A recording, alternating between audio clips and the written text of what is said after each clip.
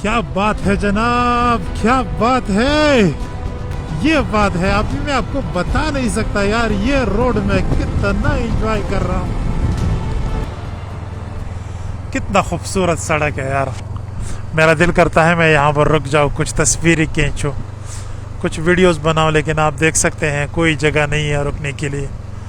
उस तरफ से भी गाड़ी आ रही है, पीछे से भी गाड़ी आ रही है, तो एक्सीडेंट का बहुत ख़तरा है यहाँ पर। बहुत ही खूबसूरत, मतलब वो जो मैंने फिल्मों में ऐसे रोड देखे थे, मैंने वीडियोस में, मतलब वो ड्रामों में ऐसे रोड्स मैंने देखे थे।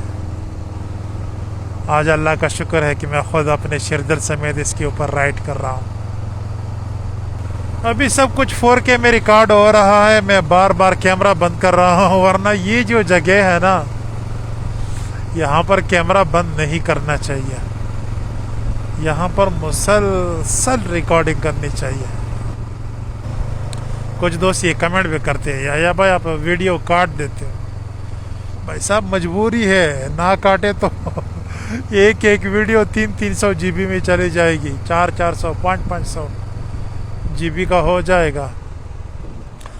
एक बात मैं आपको बताऊं, ब्राज़ील में जो पब्लिक ट्रांसपोर्ट है ना भाई साहब, ये बहुत मजबूत है, मतलब ब्राज़ील के कोने कोने तक पहुंच गया है।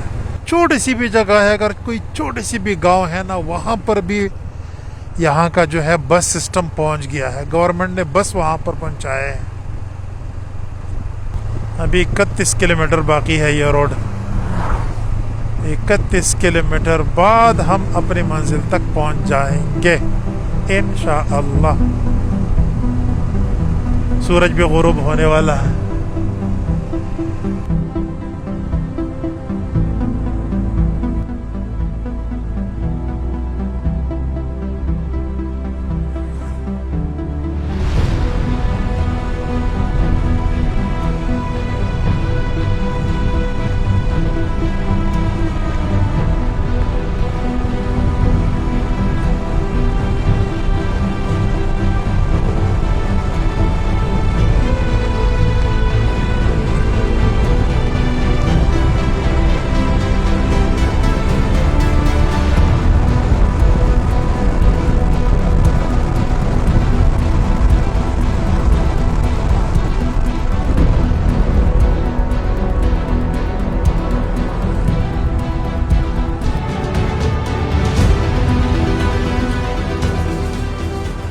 कंट्रोल।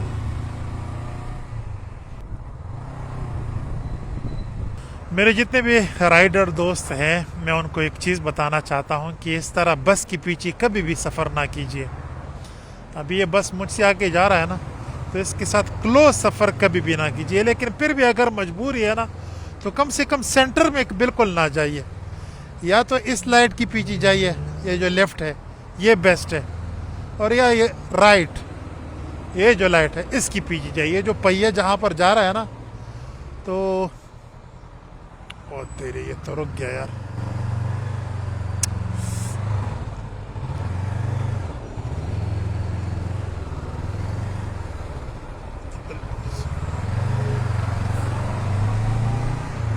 इसके मैं आपको वजह बताता हूँ कि दरमियान में अक्सर जो है ना गड्ढे क्रॉस हो जाते हैं, और जब आप बिल्कुल सेंटर में चलते हैं ना, तो अल्लाह ना करे आप उस गड्ढे में गिर सकते हैं। पहले तो इसके पीछे जाने की ज़रूरत नहीं है, कम से कम 8-10 मीटर का फासला मेंटेन रखिए। लेकिन अगर ज़रूरत हो तो या राइट का इशारा या लेफ़्ट का इशारा, इसके पीछे जाइए, सेंटर में कभी भी नहीं।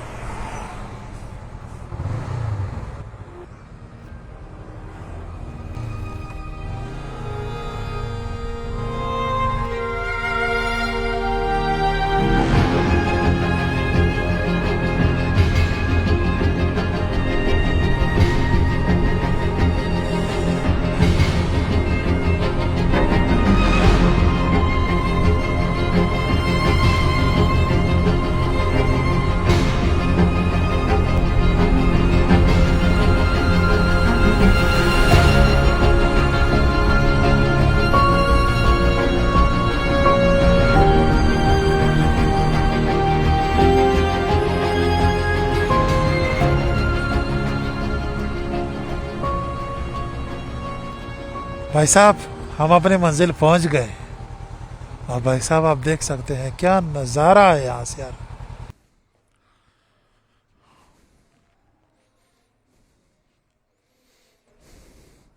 ओला रूम फॉर वन पर्सन। खुदा का शुक्र है कि अपने मंजिल पहुंच गया हूँ। और आप मेरा यकीन कीजिए रास्ते में बहुत सर्दी लग रही थी। वैसे नॉर्मली मुझे सर्दी नहीं लगती, लेकिन जब मेरा रोज़ा होता है पता नहीं उस दिन मुझे बहुत ज़्यादा सर्दी लगती है। हालांकि मैंने बड़ा जैकेट भी पहना हुआ था, वो जो बाइकर का जैकेट होता है वो भी मैंने पहना था, फिर भी सर्दी लग रही थी। और मैं जैसे ही शहर पहुंचा तो पहुंचने से पहले मैंने रास्ते में इफ्तारी किया था पानी के साथ, लेकिन जब मैं शहर में पहुंचा तो शहर में मुझे यहाँ पर सूप मिला। ओ भाई साहब क्या गर्मा गर्म और क्या ज़बरदस्त किस्म का सूप था यार। मैंने एक कप मंगवाया, एक कप जब मैंने पी लिया तो बहुत मज़ा आया, मैंने दूसरा मंगवा लिया। इतना ज़बरदस्त सूप मैं ब्राज़ील में पहली बार पी रहा हूँ। खाना भी बहुत अच्छा मिला और खाने से ज़्यादा ये जो रास्ता था ना भाई साहब, मज़ा आ गया। मतलब एंड लेवल का इतना खूबसूरत रास्ता ना।